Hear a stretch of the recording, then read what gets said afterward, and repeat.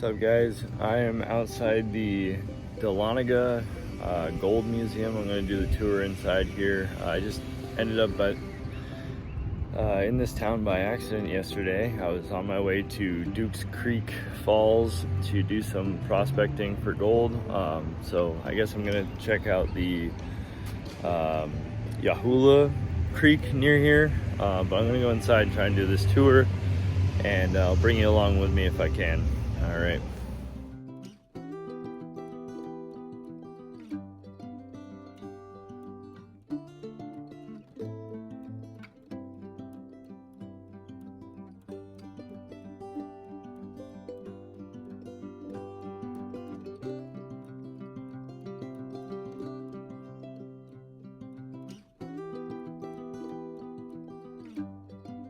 All day in the mountains of North Georgia, or so the story goes.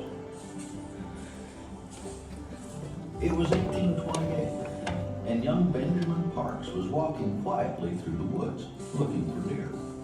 As he wandered, his foot struck an unusual-looking rock, one whose deep yellow color made it stand out on the forest floor.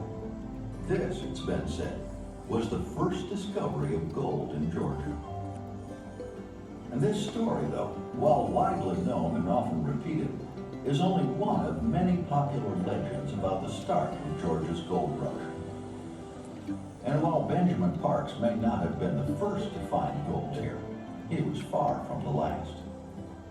He later recalled, "Well, sir, the news got abroad, in such excitement you never saw.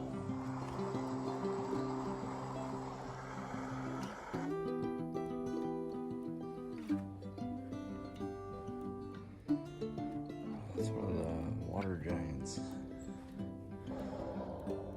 Interesting. That's what they sprayed down the mountains with.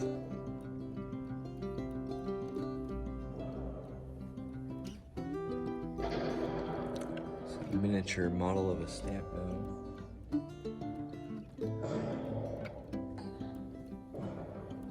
Dynamite.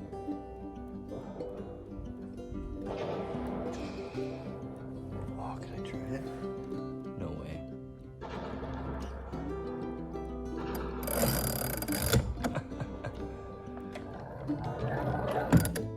That's cool.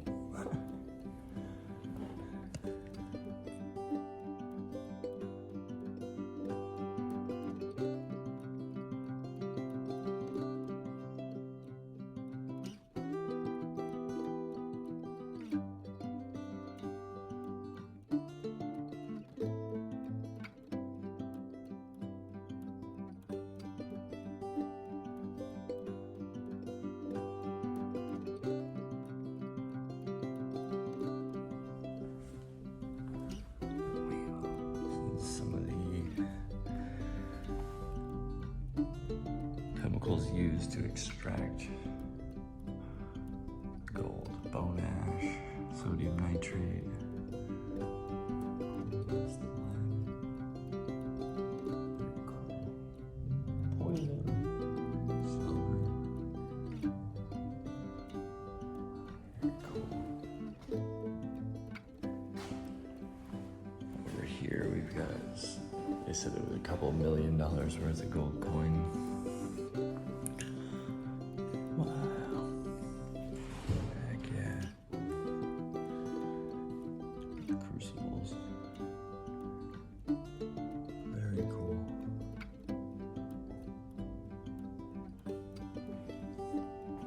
So apparently I do still need to head up to Dukes Creek. 5.6 ounces from Dukes Creek. Those are also from Dukes Creek. Very cool. Diving bell. It's a really cool piece they found. Diving bell. You can do a little research on that. Maybe I'll put some links in the description. Pretty neat. That's what it would have looked like. Yeah, really cool. I wish we could go inside of it. That'd be cool.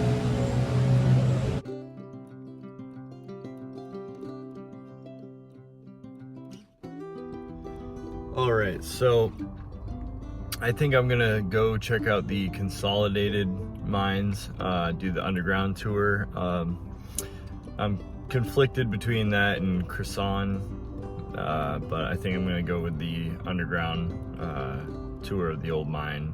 It just seems a little bit more appealing to me. Hopefully it's a good experience and I get some nice footage if they'll allow me to film inside. I believe they do, but we'll find out. All right, we'll see you underground.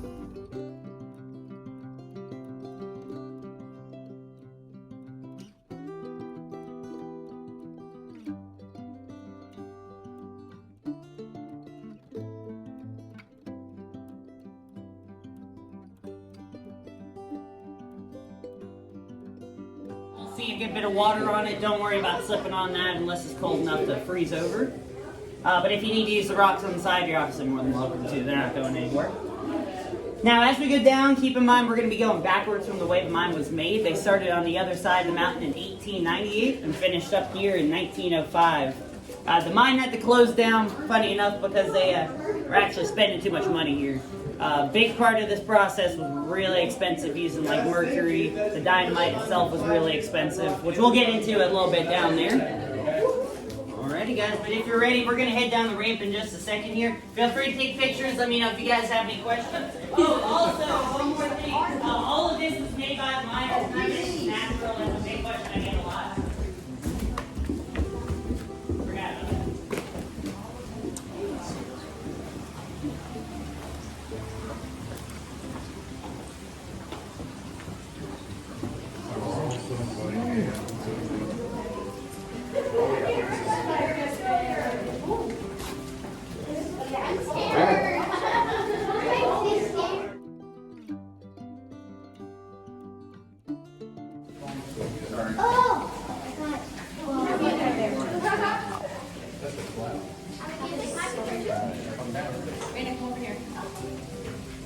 Alright everybody, so we've come to the last thing they did, first thing we're going to see, and it was called the Knight's Vein. They named it after the guy who originally found it. His last name was Knight, kind of like a knight in armor.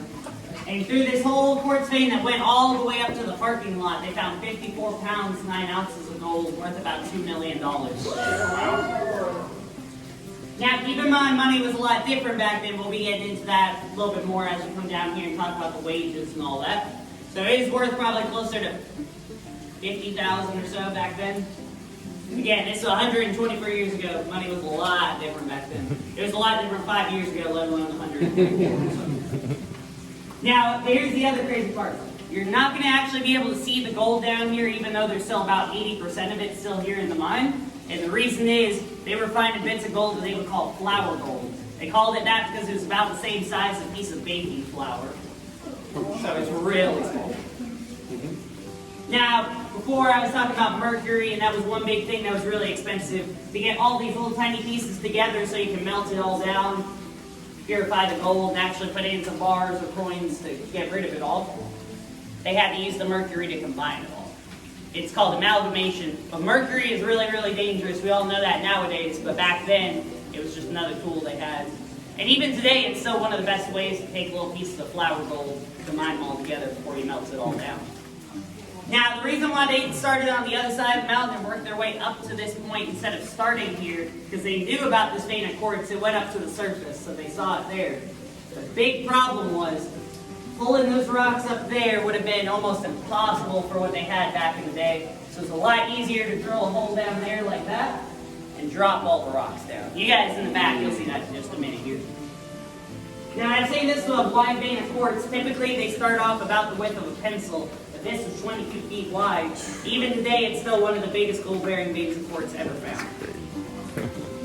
Now, as we come down these stairs here, just hold on pretty tight, and then there's this rock above your head, so if you're any taller, just please watch your head on that one there. And in just a second here, we're going to see another vein of quartz, one that's actually still here, so we'll actually be able to take a look at it.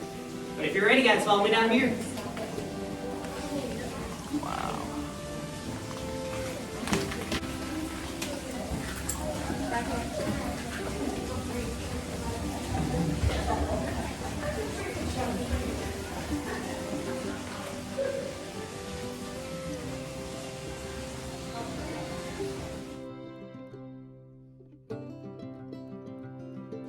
sure we've all gotten some sort of present before, whether it's birthday, Christmas, something like that.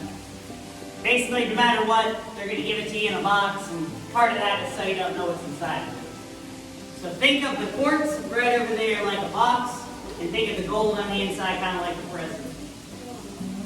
Put it in a box so you don't know what's inside of it, and now it's the same kind of idea with this. Obviously, they didn't put the gold inside the quartz, but you wouldn't know what's inside of it until you got everything out of it. And going along the same lines, you don't really care about the box, you just want to get through it to get to the stuff on the inside. Same exact thing with quartz. They didn't care about that, it was worth nothing to them. The gold on the inside was the main thing they were down for. And when it comes to this mine, that's all they were focused on, just the gold. Everything else was just trash getting in their way of the gold. When they got everything out of here, all that trash rock, they would just pile it up. And nowadays, it starts to turn into its own little mini mountains. Where are the tailing piles? They would have put them all somewhere in the back property there. All their buildings were back there, because where ours is now with the parking lot and all that, that was all mountainside. That's why if you look, you'll see like some fences up in the parking lot, kind of towards, if you're facing the building, it'd be to your left. A lot of those are surface level mines. They're completely flooded with water, so we can't go in those. Also, with how close they are to the surface, it's a lot more dangerous going in stuff like that. That's where the rock gets a lot softer and where you have to worry about stuff moving. Down here, we're going to be 200 feet underground in solid granite, so nothing's going to be moving down there. It's odd to think the deeper you go underground, the safer it is, because you got a lot more rock above you, but that rock gets so much stronger. In fact, you've probably seen in TV shows and stuff like that, you'll see that a lot of mines have pieces of wood to hold up the rocks and all that. We have some wood down here that you're going to see, but that's brand new. We put that in like 2009. And it was just because there's a big hole above it, so it keeps all the tree branches and stuff coming down here into the mine. But we don't have any like support beams down there, just because the rock itself is so strong. It's going anywhere. Plus, on top of that, when you have like a mine or something like that, any of the times you're worried about stuff moving, parts of the mine collapsing, it's going to happen pretty quickly thereafter. Basically, after something sits for about 80 years or so, anything that's going to happen would have already happened. So, with this being here for 124 years, I really doubt anything down here is moving. Especially considering we could be down here in an earthquake and we wouldn't notice anything. It'd be just like this. Now that being said, the one thing you do notice when it comes to storms and stuff is the thunder. That just gets kind of loud down here, echoing through the tunnels. But when it comes to tornadoes, hurricanes, any of that kind of stuff, nothing's touching us down here. I've been meaning to look this up. I don't know how deep a tornado shelter is, but I would guess it's probably like 25 feet underground. A lot better being 200 in the stairs. Just use a little caution. Again, these can be a little slippery from time to time. We have these metal grates on top. If you're standing on those, most likely you're going to be fine. The edge of the stairs where the wood kind of starts showing, that's the really slippery part, so just look out for that. Other than that, I'll see you 200 feet underground right down here.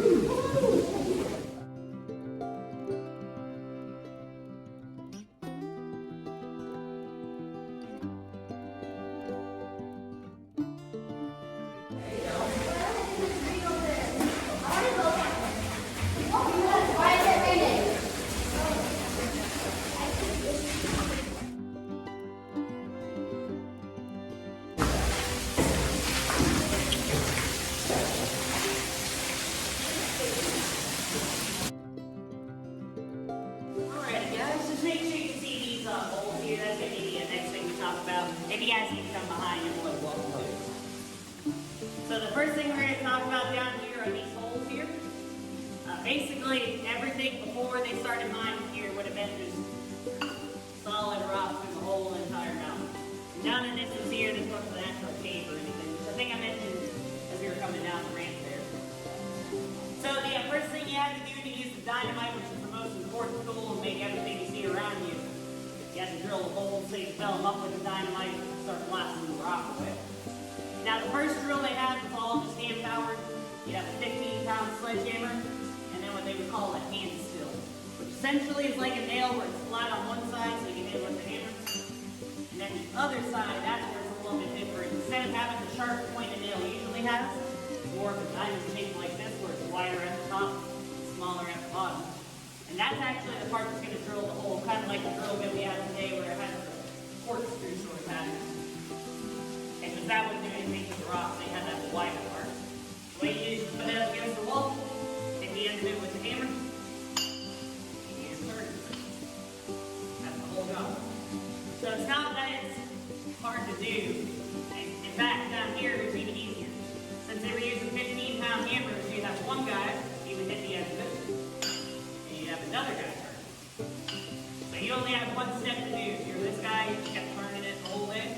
If you're this guy, you just kept hitting it the whole way. So it's not necessarily that it was hard. It did, however, take a really long time to do. Down here, you need 6-foot holes to fill up the dynamite blast away, which we'll talk a little bit more about a little bit later.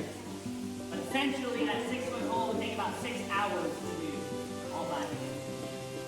Now, they did get to speed that process up a good bit by using power drills, which use air compressors. Basically, do the hammer part for you. The rest of it was kind of left up to you. However, it didn't really do it much quicker. It cut it in half. So you had about 3 hours to make one 6-foot hole. Definitely a lot quicker, but definitely nothing like what we'd be able to do today. But speaking of that, you got paid really well for this, at least with the money you had back then. We were talking about before, money was a lot different back then. But this job here, you got really lucky. You were making about 50 cents a day, where in other places, you were lucky to make 20, 30 cents a day. So keep that in mind when we talk about the other wages for the power drill jobs. They're still not going to seem good compared to today, just because of how different money was. However, it's going to seem a lot better than that 50 cents a day by far. Now, this waterfall right behind you guys there, that is actually something you have to put down here. And basically, it's because of the bottom of the line, which I'm about to show you just in here. About 300 feet underground, you get this big water tank. And what they had to do back in the day was pump it out by hand. So they had a bunch of people over there constantly pumping water out. Nowadays, we have an electric pump that we set it up to make the water balls, so one, it looks cool. But then two, so this river will follow us all the way throughout the line, all the way to their main entrance, so it started in 1890. Basically, that way it's going to feed back into the river back there, which is the same river that powered some of the electrical stuff they had down here back in the day, including the air compressor we're going to talk about a little later. Now, if we didn't pump the water out, this level would start to flood in about a month and a half, having a 40-degree water go up to about 8. However, with the whole lighting situation, we got an area we're going to talk about all that in. It's kind of crazy. They did have electric light bulbs after 1900. They didn't really do too much. But you'll see a little later. It's easier for me to explain down that way. But if you guys want to see the bottom level of the mine that still to this day is flooded with water, I can show that to you right over here. Now I'm going to head towards the back if you guys over to take a look at it. But if you guys want to see it, hit it down all the way down there, take a peek down the tunnel, and you'll be able to see all that water we're talking about. Now when you guys are done, I'll be right over here by the wood, and we'll move on to that next part there. Feel free to take a look. It's just right down that way.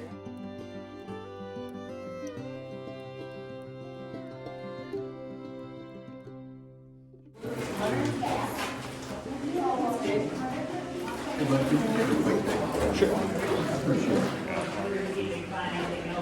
This one was started by them, about the time they bought everything else. You guys are ready to move on to the first power drill they got in 1900, that's just right around the corner.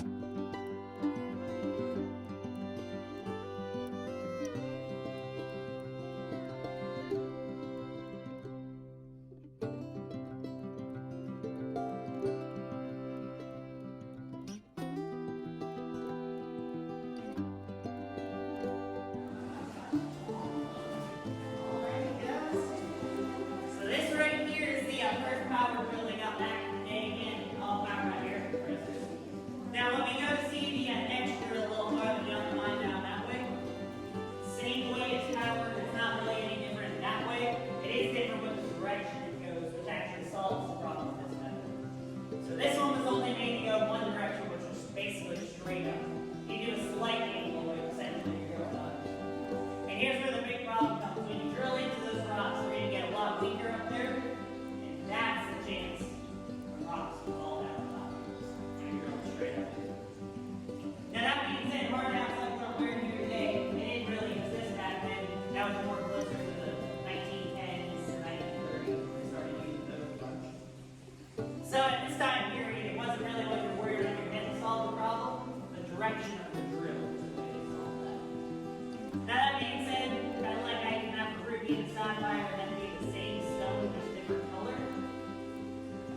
direction of the drill is going to change the name. So instead of being a snow drill, it'd be called a drifter drill, which they get that name from this sideways tunnel that's called a drifter. It helps name that name as well. Now going sideways gives you a lot more support above you, a lot less chance that any of that stuff will come down here. So you don't have to worry about the rocks above you at all. You might have little pebbles or some dust falling on you, but nothing that's really going to hurt you too bad. I mean, basically take a shot with your back. That's essentially the force that you have with the drill down there. Now with this drill, you have a couple 100-pound rocks. That's a lot more to work on. Now, are you still, sorry, go No, ahead. you're fine. Yeah. Are you guys still trying to pump out those lower levels to open that up, or? We don't really pump it out to try to open it up. There's just so much down there. But we do pump it out enough to keep it from getting up here. And if it did for about a month and a half, it would start to flood. Right. Okay. Now the main entrance down that way is open, so if it started to flood, it wouldn't get much higher than probably here at the most. Okay. Has anybody dived down there? No, they put a drone down there to kind of get an idea, but the camera, it kicked up so much mud, it didn't really show anything. Okay. All right. So we have an idea, it goes down about 130 feet from this point here, but we're not entirely sure if it goes much deeper, much farther. If we had a camera without like Right. fans that would pick up all the dirt, that would be really nice. Yeah, what's that?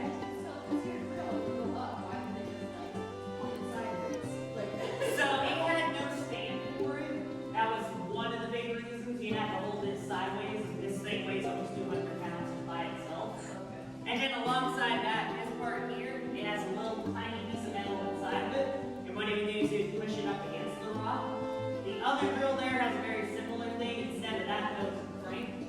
Because with this, if you held that sideways, you'd have a piece of metal going across the other side of the line. So like if you had mine first coming through here, you would have to take the drill down, have the mine first go, put it back up. And with how much these things shake when they turn on, you wouldn't be able to play with that thing. It would jump out of your hands before you could. You'd probably have to have probably 6 to 7 people holding on to it at the same time to actually keep it sideways. Now the other one, again, really is the same thing. That part is definitely a lot different with the full frame thing. Same idea, pushes it up against the wall. But other than that, it's just kind of what these just on stage sideways. Essentially, think of this like a jackhammer. That's really all it is. What's that? So they would take a piece of wood and wedge it in between the rocks. That's why you see something like that part over there where they kind of dug into the rock a little bit more. And then when they would use it, just attach a wooden ladder to that. On top of the piece of wood. It's like early version of scaffolding. Poor ocean. Yeah, oh yeah. Other than that, I think that's kind of about it. Oh, wow, so the paintings. That's one thing.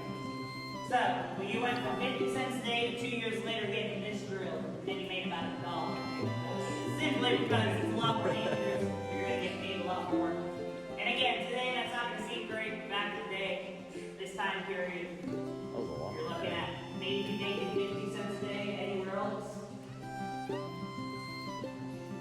Pretty good money back then. Because again, a horse carriage in 1902, which is about 2 years after this, that was like $17 for the cheaper one.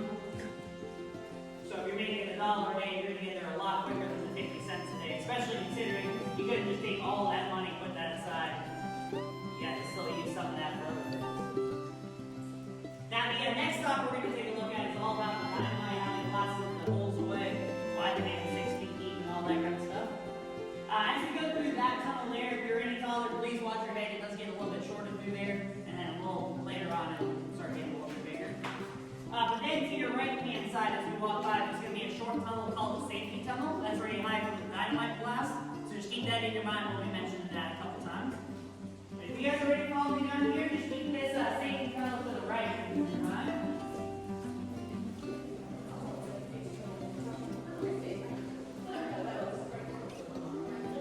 And once again, flush your hair with your ear. Safety tunnel.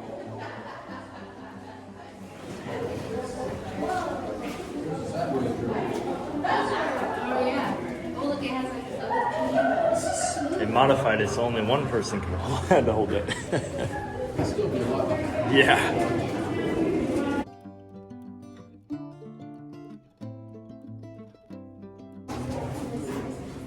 Oh man, look at that quartz.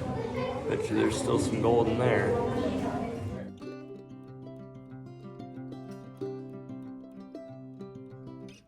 Yeah. If there's waters on the rocks and the walls, why aren't the benches wet?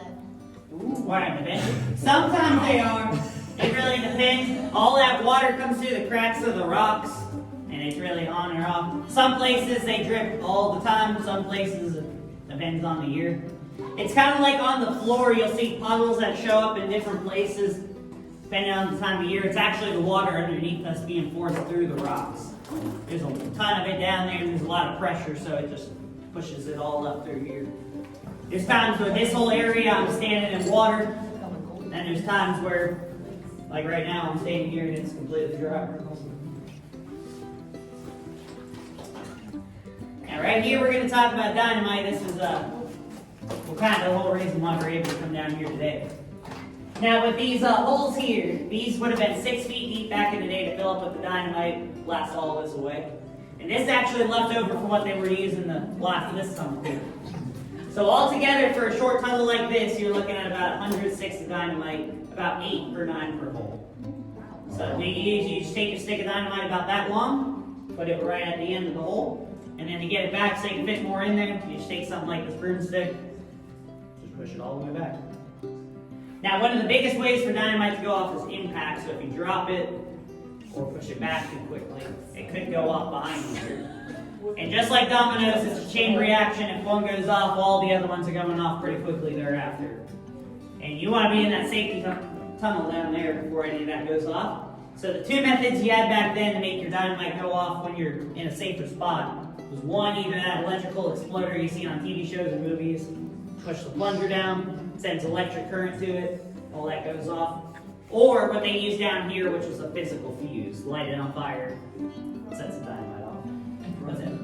If there's no holes for the dynamite, why didn't they explode the dynamite? So they did. The 6-foot holes only blast away about half. And that's with some of the strongest dynamite you can get back in the day. That's just how strong these rocks really are. And that's the part why they made them 6 feet deep. They knew that they were not going to blast away the entirety of the hole. But each hole you make, you're going to blast away about half. So if you make a 6-foot hole, you blast away about 3 feet. If you make a 10-foot hole, you're blasting closer to 5 feet. But that being said, the reason why they chose 6 as the number is because you can make a perfect number of holes. You can make 2 a day. If you were down here for 12 hours a day, and if it took about 6 hours to do by hand, then you would end up making about 2 of them the whole time you're down here. Now the big problem with the dynamite job, or really every job down here, was the lighting situation we were talking about a little bit before. They did have electric light bulbs down here, they were just nothing like what we have today. Basically, if you've seen those big long Edison bulbs they sell at Walmart, they had those kind down here, but even those that we have today are a lot better. The best thing they had down here for light was given to them by the company every single day. That was 3 candles a day. Just like this. What's that? Didn't they, what, this is kind of dumb, but in the TV shows they have lanterns. Yeah, they did have lanterns back in the day. When they closed this mine, they closed it because they were starting to run out of money. It wasn't really being profitable enough for them. And lanterns were a lot more expensive than the candles. So the candles were cheaper, and that's the main reason why they gave those out. Because keep in mind, at a normal day, you'd have anywhere from 100 to 300 people down here at a time. So that's a lot of lanterns to give out, especially for that area we started in, the Knights vein. They had almost 1,000 people working on that at the same time. And when you get 30-cent lanterns, it's a lot cheaper to give everybody a candle. If I had to take a guess, those would probably, you probably buy a whole pack, a whole big box of candles, probably 10 cents, 20 cents, something like that. That's why they went with the candles over a lantern. Now, if you wanted a lantern, you could buy one yourselves. You can get the Sears catalogs, order one of those, and they'd come in. You can use it yourself down here. It was just that was coming out of your pocket, not the company's. They already had a lot of stuff they had to buy. even the dynamite itself, 1 week's worth of dynamite was about 400 pounds. And back then, that's about $75 a week. Back then. So today, that's like $2,200 a week just on the dynamite. Then you need something called a blasting cap, which attaches to it. Keep in mind, that's also explosive. You're attaching one explosive thing to another. And then the fuse to that. Basically, give it a little bit more juice before the dynamite goes off. Because as odd as it sounds, pushing it back can make it go off. But if you attach a fuse, sometimes your dynamite doesn't go off at all. And then that's a lot worse. Then you gotta take a thing that looks like a corkscrew at the end of it, or like a wine corker, screw it into the dynamite and pull it back out of the wall. Which if it didn't go off in the wall, or pushing it back in the wall, pulling it back out would probably do a decent job of making it go off. Have you guys ever found an animal down here? We found a couple. We got Big Frog that lives down here. I don't know where he's at today. We've been so busy that I don't think he really wants to come out. He gets picked up a lot. So he's not a big fan of that. He's probably about that big around. He's been down here for about 3 years and he has the chance to leave. I mean, he could just walk right out the line over there. He hasn't left, so I think he kind of likes it down here. Other than that, we get salamanders. We used to get a lot of little bats, but throughout the years, they've had a little disease go around. I think they called it like a white nose disease. But basically, it took a lot of the population down, so we don't see them a lot anymore. It's kind of rare for a little bat. Are the, is the sparkly bits in here flower gold, or is it just quartz, or? That is mostly mica that you're seeing. Okay. Now, there is something also called iron pyrite. Both of those are known as fool's gold. Iron pyrite is typically the more typical fool's gold that you would see. But mica is the kind of stuff they use in eyeshadow. You see it in just about every kind of rock. It's very common. They use it for ship windows too, or windows in ships. Yeah, yep. They also use it in toothpaste. It's more typically silica they use in toothpaste, which is stuff that makes up the quartz, the mica, and all that kind of stuff. Now that being said, one of the cool things we get to show you down here is what it looked like with just candlelight. We're gonna really quick just turn the lights off here and show you what that looks like. I'm scared of the dark.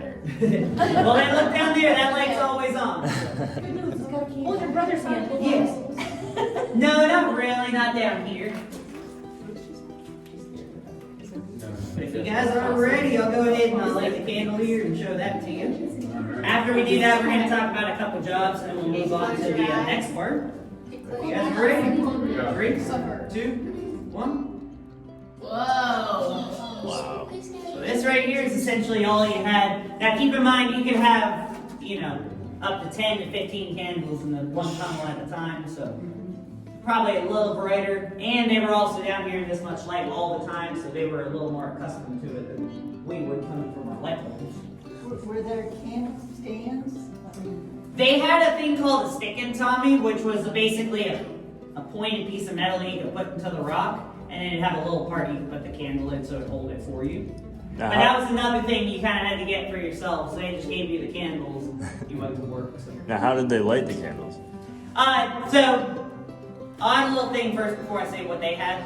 Lighters were invented before matches, as odd as that sounds. Right. They would have used matches down here, but they'd also have the option of having lighters. Like a Zippo. It'd be kind of more like it wouldn't be exactly like it, but it'd be kind of more like a Zippo where you just strike it. You had the fluid on the inside that burns it and everything. I guess it's like any lighter really, but what's that?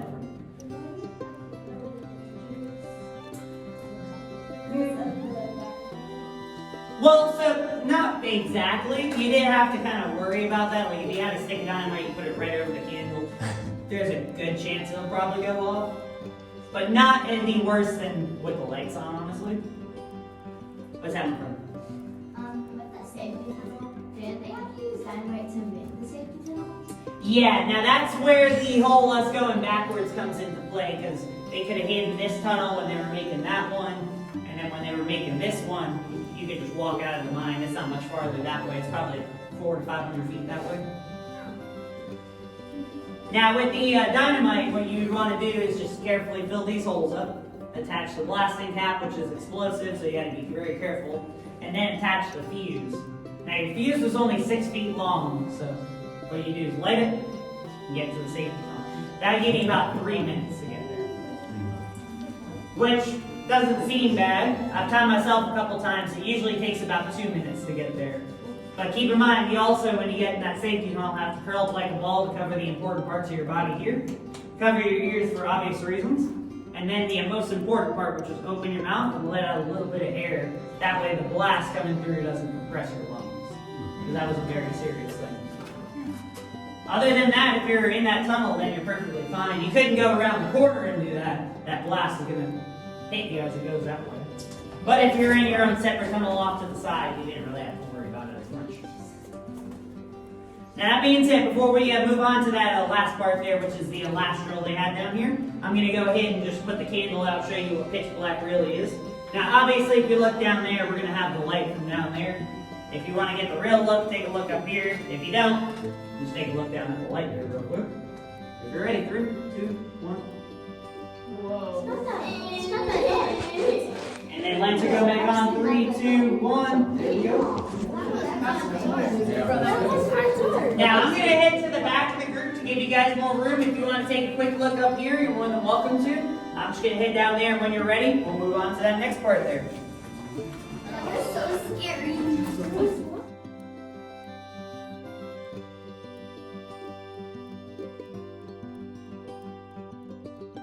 Alrighty guys, but if you're ready, we have one more thing to take a look at down here before we head back the other direction.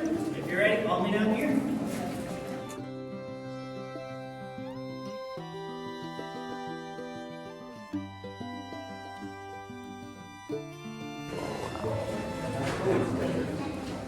Insulated.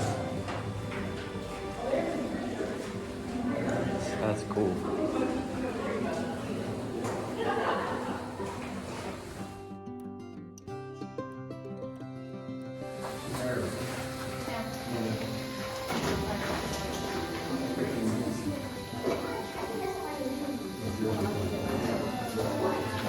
Alright, everybody, so this right here is the last thing we're going to take a look at before we head back the other direction. We're going to go up a separate set of stairs, so you might see something a little new, but essentially it's kind of the last stop of the day. But this would be called the drifter drill. This is the one that goes sideways, so you don't have to worry about the rocks above you like we were talking about with the last job there. And this here is a 1903. It's not original to the mine, but it is when the mine was in operation. And the cool thing about this one is the only one in the mine that still works to this day. Which we'll get to show you in just a little bit, but before that, I will say it's definitely not anywhere close to as loud. We run it at a lot lower volume, a lot lower power. I don't think this thing will be able to handle full power anymore. However, I'm sitting here next to it, I don't cover my ears. You guys don't have to if you don't want to, that's completely up to you.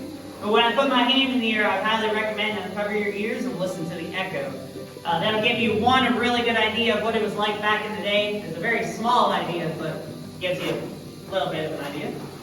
And then on top of that, it's also the reason why everybody likes it. But that being said, if you guys would like to cover your ears and record it, this would be the time now. Once everybody's ready, I'll give us a countdown and turn it on. Okay, cover your ears. Alright, is everybody ready? Alright, in 3, 2, 1.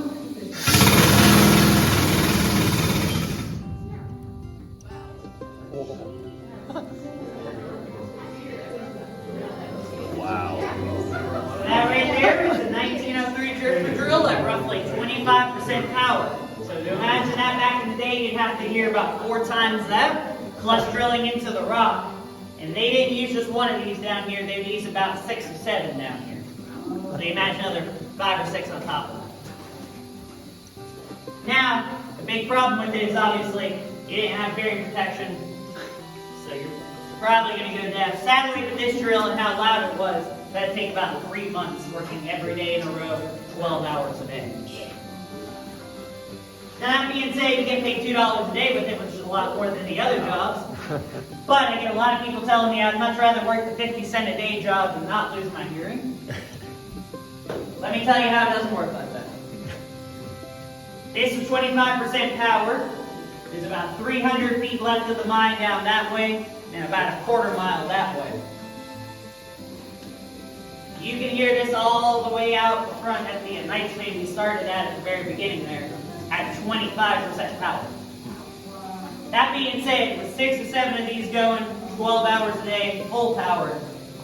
Everybody down here had the same problem when it comes to losing your hearing, or at least having worse hearing than when you started.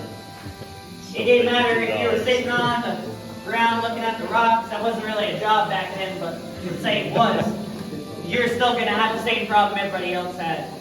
Even with the hammer and hand still stuff, you'd have up to 200 people around you doing it at the same time. That would be extremely loud too. So technically, as odd as it sounds, this was one of the safer jobs. It was easier for you. You did have the hearing loss problem, but that was really a problem shared with everybody. But then on top of that, you get paid more. You're making more, yeah. It's odd, but that's just how it worked down here back then. If they were to do the dynamite down there and you put it next to like one of those little safety tunnels, could you go over here? You could possibly hide here. I don't know if this would necessarily be deep enough, but you'd probably be okay if you hid like right in the corner there. Did all the stuff like curls like the ball, cover your ears and open your mouth. You'd probably be okay from it. You just want to be off to the side, because if you're in the middle of the tunnel, it's just going to go right through it. Basically, think of like if you had a bunch of water and a bunch of tubes, and pour the water in, it's going to go all through the tubes. If you have them going off to the side, it's going to do that too. But the blast, a little different. But yeah, if you needed to hide here, you probably could. It definitely made a lot better than right in the middle of the tunnel. How much did the dynamite end with? We're not entirely sure. It said maybe a little extra, so I would assume they probably doubled what you made. If you made 50 cents drilling the holes, probably another 50 to fill them and blast them away. Now, that being said, if you guys want to take a quick look at the drill, you're more than welcome to. When you guys are done, I'm going to be right over here. Just meet me there. Just please don't touch it. We don't want anybody getting hurt on it. But feel free to come on up and take a look if you guys would like.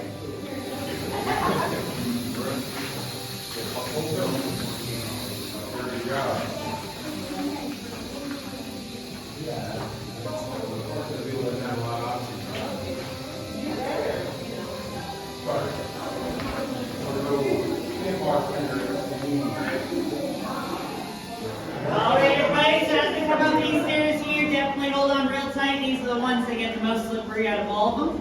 Halfway up onto your left hand side though, you will see those stalactites and stalagmites. Please don't touch them. The oils on your fingers are not great for them. It'll keep them from stacking up and getting taller than they are. Feel free to take a look as we pass by, however. And in just a little bit, we'll get you upstairs, get you guys started with the gold pin too. So hold on real tight.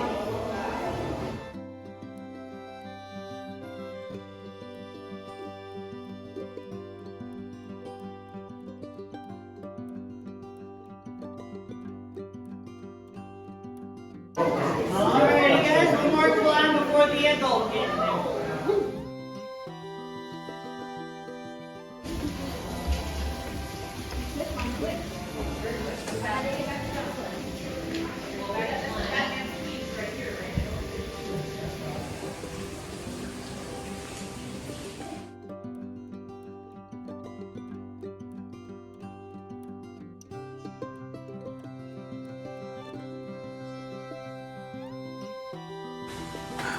Sudden temperature change. Alright everybody, well thank you guys once again for joining me down there. I love showing the mine off to everybody. If you'd like to leave us a review on Facebook, TripAdvisor, any of that fun stuff, we really appreciate it. We love reading those and seeing how we did, see if we can do any better. As we go up here to do the gold pin, if you don't mind holding the door open for the person right behind you, I got a quick video I'm going to show you guys. It's going to show you how to do the gold pin and everything. And then if you guys have a gemstone mine, we'll take the card from you right after you're done with the gold pins, and we'll get you guys set up on that. But if you guys are ready, just follow me up this way, we'll go ahead and get you guys started.